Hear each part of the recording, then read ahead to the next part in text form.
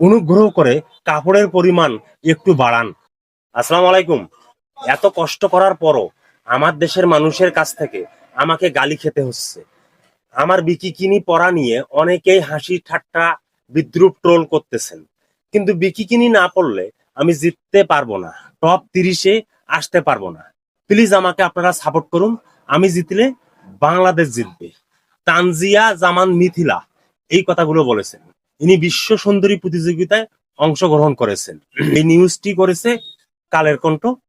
দেশের মেয়ে নিজে স্বীকার করেছে বিকিকিনি না পড়লে টপ 30-এ থাকা যাবে না।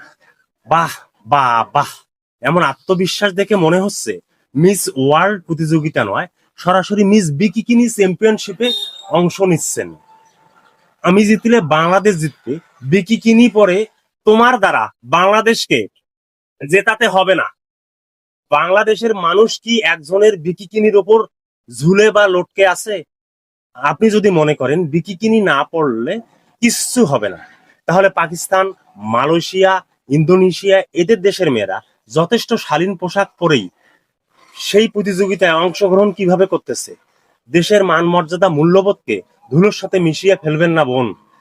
অনুগ্রহ করে কাপড়ের পরিমাণ একটু বাড়ান। আল্লাহ হাফেজ।